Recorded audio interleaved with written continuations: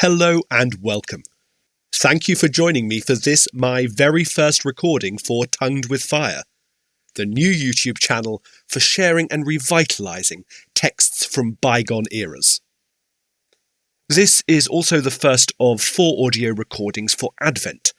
3 more will be released across the course of December 2023, one on each successive Sunday, culminating on Sunday the 24th of December, Christmas Eve. So, to be notified as these become available, do subscribe to the channel. In this video, I will be narrating Oscar Wilde's exquisite jewel-like short story, The Happy Prince, the first of 5 original fairy tales published by Wilde in 1888, in the book that first established his reputation as an author. Although it doesn't reference Christmas explicitly, the tale has a beautiful wintertime setting, and its exploration of love, compassion and sacrifice perhaps make it especially apt for retelling during the festive season. Wilde initially composed the tale one evening in 1885 to entertain a group of awestruck student fans at the University of Cambridge. It seems likely that he then only consigned it to paper for the sake of his newborn son's future reading. Perhaps as a result, The Happy Prince still retains the power to move and enchant young spirits of all ages.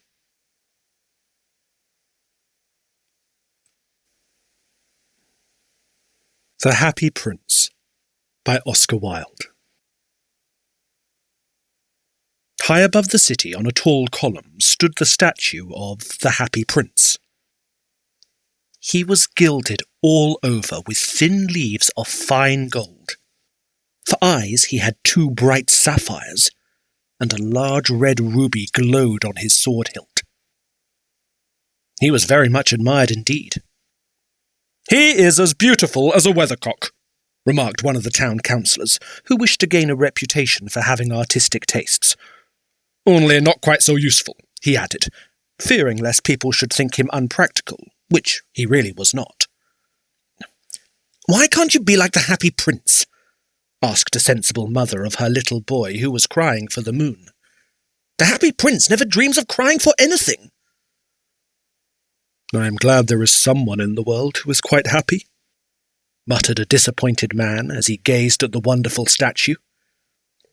"He looks just like an angel," said the charity children as they came out of the cathedral in their bright scarlet cloaks and their clean white pinafores.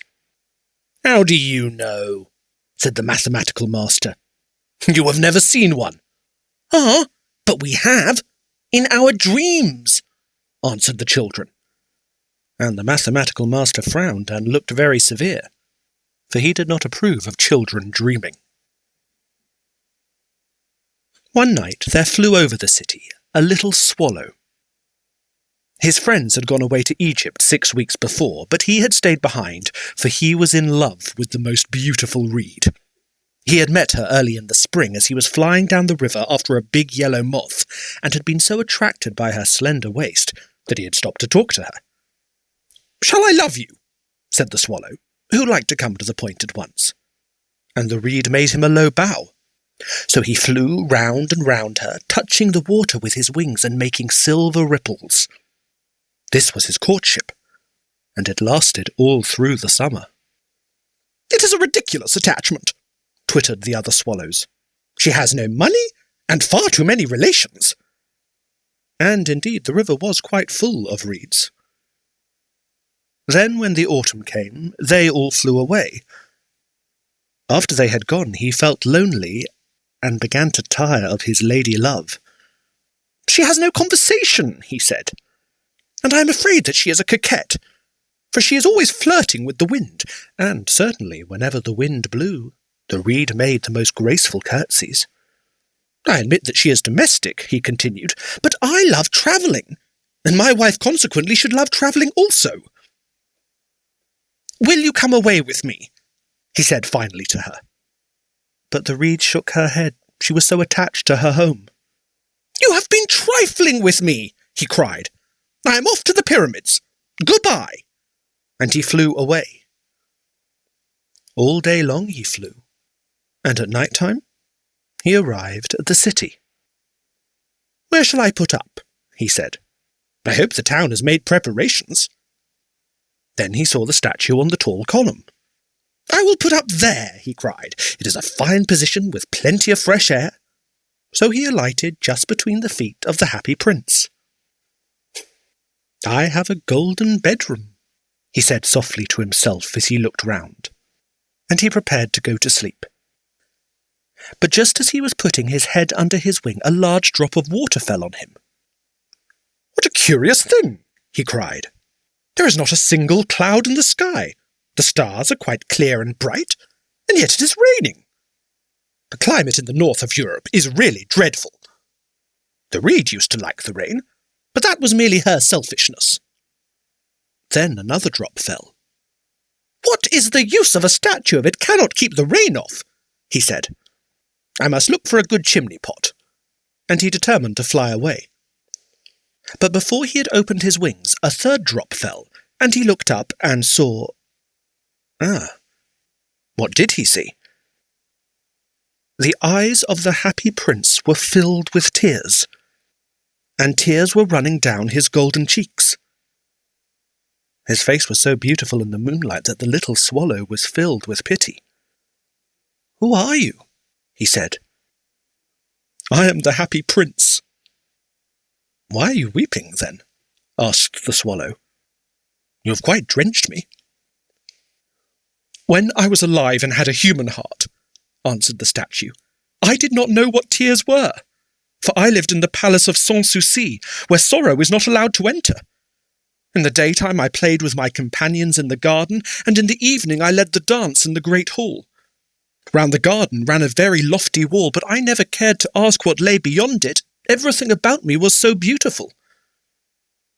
My courtiers called me the happy prince, and happy indeed I was, if pleasure be happiness. So I lived, and so I died. And now that I am dead, they have set me up here, so high that I can see all the ugliness and all the misery of my city. And though my heart is made of lead, yet I cannot choose but weep." "What? Is he not solid gold?" said the swallow to himself. He was too polite to make any personal remarks out loud. "Far away," continued the statue in a low musical voice, "far away in a little street there is a poorhouse. One of the windows is open, and through it I can see a woman seated at a table. Her face is thin and worn, and she has coarse red hands, all pricked by the needle, for she is a seamstress. She is embroidering passion flowers on a satin gown for the loveliest of the Queen's maids of honour to wear at the next court ball. In a bed in the corner of the room, her little boy is lying ill. He has a fever and is asking for oranges. His mother has nothing to give him but river water, so he is crying. Swallow, swallow, little swallow, will you not bring her the ruby out of my sword hilt? My feet are fastened to this pedestal, and I cannot move." "I am waited for in Egypt," said the swallow. "My friends are flying up and down the Nile and talking to the large lotus flowers. Soon they will go to sleep in the tomb of the great king. The king is there himself. In his painted coffin he is wrapped in yellow linen and embalmed with spices. Round his neck is a chain of pale green jade, and his hands are like withered leaves." "Swallow, swallow, little swallow," said the prince, "will you not stay with me for one night and be my messenger? The boy is so thirsty, and the mother so sad." "I don't think I like boys," answered the swallow. "Last summer, when I was staying on the river, there were 2 rude boys, the miller's sons, who were always throwing stones at me. They never hit me, of course. We swallows fly far too well for that, and besides, I come of a family famous for its agility. But still, it was a mark of disrespect." But the happy prince looked so sad that the little swallow was sorry. "It is very cold here," he said, "but I will stay with you for one night and be your messenger." "Thank you, little swallow," said the prince. So the swallow picked out the great ruby from the prince's sword, and flew away with it in his beak over the roofs of the town. He passed by the cathedral tower, where the white marble angels were sculptured. He passed by the palace and heard the sound of dancing. A beautiful girl came out onto the balcony with her lover. "How wonderful the stars are," he said to her, "and how wonderful is the power of love." "I hope my dress will be ready in time for the state ball," she answered. "I have ordered passion flowers to be embroidered on it, but the seamstresses are so lazy." He passed over the river and saw the lanterns hanging to the masts of the ships. He passed over the ghetto and saw the old Jews bargaining with each other and weighing out money in copper scales. At last he came to the poorhouse and looked in. The boy was tossing feverishly on his bed, and the mother had fallen asleep, she was so tired. In he hopped and laid the great ruby on the table beside the woman's thimble. Then he flew gently round the bed, fanning the boy's forehead with his wings. "How cool I feel," said the boy. "I must be getting better." And he sank into a delicious slumber. Then the swallow flew back to the happy prince and told him what he had done. "It is curious," he remarked, "but I feel quite warm now, although it is so cold." "That is because you have done a good action," said the prince. And the little swallow began to think, and then he fell asleep. Thinking always made him sleepy. When day broke, he flew down to the river and had a bath. "What a remarkable phenomenon," said the professor of ornithology as he was passing over the bridge. "A swallow in winter!" And he wrote a long letter about it to the local newspaper. Everyone quoted it. It was full of so many words they could not understand.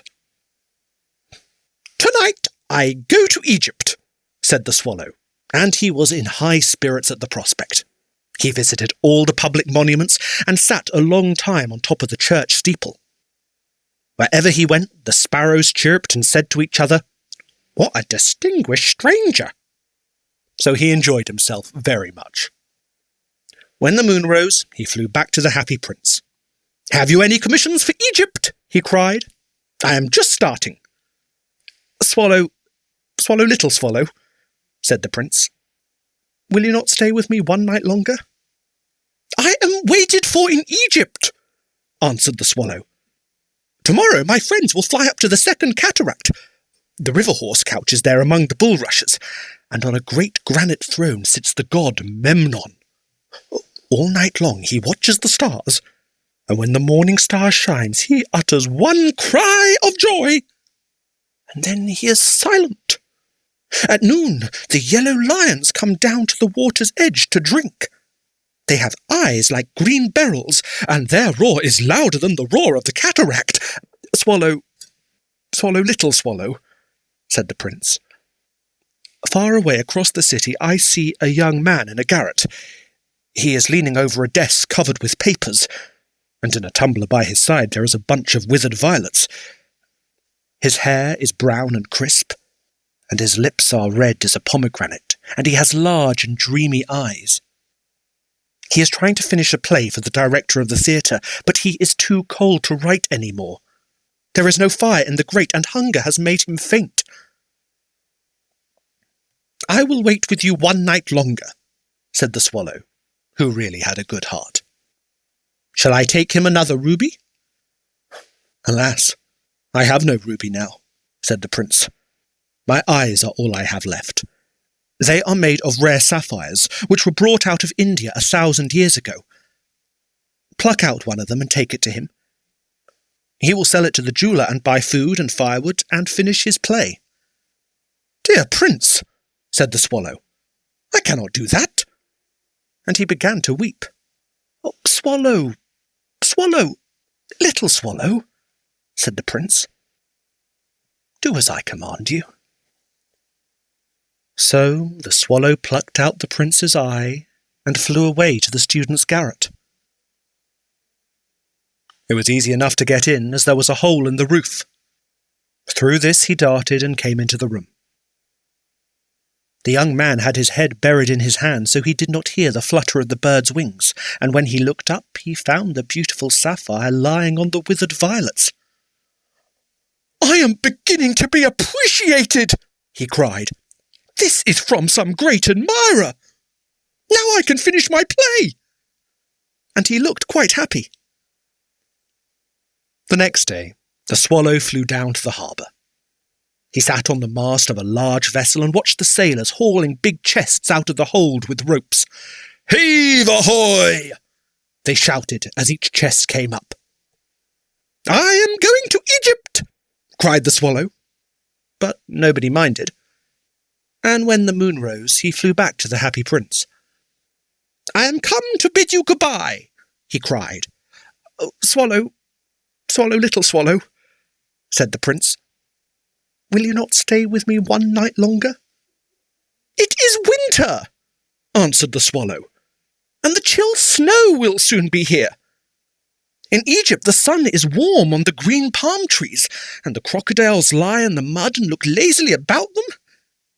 My companions are building a nest in the temple of Baalbec, and the pink and white doves are watching them and cooing to each other. Dear prince, I must leave you. But I will never forget you, and next spring I will bring you back 2 beautiful jewels in place of those you have given away. The ruby shall be redder than a red rose, and the sapphire shall be as blue as the great sea." "In the square below," said the happy prince, "there stands a little match girl. She has let her matches fall in the gutter, and they are all spoiled. Her father will beat her if she does not bring home some money, and she is crying. She has no shoes or stockings, and her little head is bare. Pluck out my other eye and give it to her, and her father will not beat her." "I will stay with you one night longer," said the swallow. "But I cannot pluck out your eye. You would be quite blind then." "Swallow, swallow, little swallow," said the prince, "do as I command you." So he plucked out the prince's other eye and darted down with it. He swooped past the match girl and slipped the jewel into the palm of her hand. "What a lovely bit of glass!" cried the little girl, and she ran home laughing. Then the swallow came back to the prince. "You are blind now," he said, "so I will stay with you always." "No, little swallow," said the poor prince. "You must go away to Egypt." "I will stay with you always," said the swallow. And he slept at the prince's feet. All the next day he sat on the prince's shoulder and told him stories of what he had seen in strange lands. He told him of the red ibises who stand in long rows on the banks of the Nile and catch gold fish in their beaks. Of the Sphinx, who is as old as the world itself and lives in the desert and knows everything.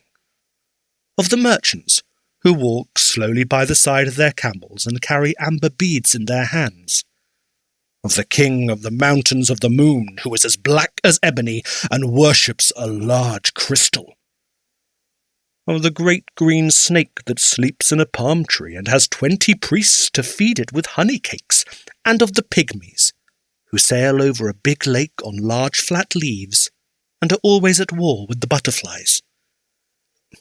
"Dear little swallow," said the prince, "you tell me of marvellous things. But more marvellous than anything is the suffering of men and of women. There is no mystery so great as misery. Fly over my city, little swallow, and tell me what you see there." So the swallow flew over the great city, and saw the rich making merry in their beautiful houses, while the beggars were sitting at the gates. He flew into the dark lanes and saw the white faces of starving children looking out listlessly at the black streets. Under the archway of a bridge, 2 little boys were lying in one another's arms to try and keep themselves warm. "How hungry we are," they said. "You must not lie here," shouted the watchman, and they wandered out into the rain. Then he flew back and told the prince what he had seen. "I am covered with fine gold," said the prince. "You must take it off leaf by leaf and give it to my poor. The living always think that gold can make them happy." Leaf after leaf of the fine gold the swallow picked off till the happy prince looked quite dull and grey. Leaf after leaf of the fine gold he brought to the poor, and the children's faces grew rosier and they laughed and played games in the street. "We have bread now!" they cried. Then the snow came, and after the snow came the frost. The streets looked as if they were made of silver, they were so bright and glistening. Long icicles like crystal daggers hung from the eaves of the houses. Everybody went about in furs, and the little boys wore scarlet caps and skated on the ice. The poor little swallow grew colder and colder. But he would not leave the prince. He loved him too well. He picked up crumbs outside the baker's door when the baker was not looking, and tried to keep himself warm by flapping his wings. But at last he knew he was going to die. He had just strength to fly up to the prince's shoulder once more. "Goodbye, dear prince," he murmured.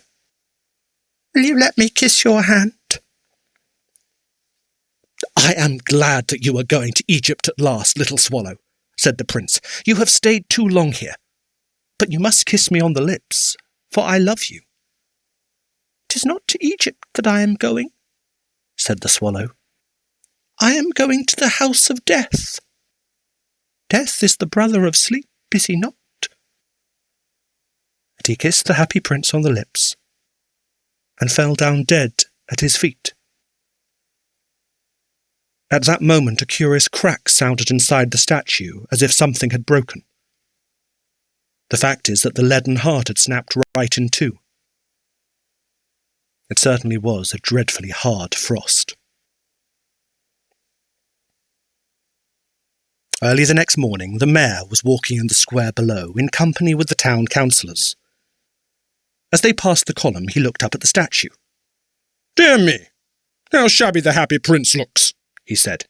"How shabby indeed!" cried the town councillors, who always agreed with the mayor, and they went up to look at it. "The ruby has fallen out of his sword, his eyes are gone, and he is golden no longer," said the mayor. "In fact, he is little better than a beggar." "Little better than a beggar," said the town councillors. "And here is actually a dead bird at his feet," continued the mayor. "We must really issue a proclamation that birds are not to be allowed to die here." And the town clerk made a note of the suggestion. So they pulled down the statue of the happy prince. "As he is no longer beautiful, he is no longer useful," said the art professor at the university. Then they melted the statue in a furnace, and the mayor held a meeting of the corporation to decide what was to be done with the metal. "We must have another statue, of course," he said. "And it shall be a statue of myself." "Of myself!" said each of the town councillors, and they quarrelled. When I last heard of them, they were quarrelling still. "What a strange thing," said the overseer of the workmen at the foundry. "This broken lead art will not melt in the furnace. We must throw it away." So they threw it on a dust heap where the dead swallow was also lying. "Bring me the two most precious things in the city," said God to one of his angels. And the angel brought him the leaden heart and the dead bird. "You have rightly chosen," said God. "For in my garden of paradise, this little bird shall sing for evermore, and in my city of gold, the happy prince shall praise me."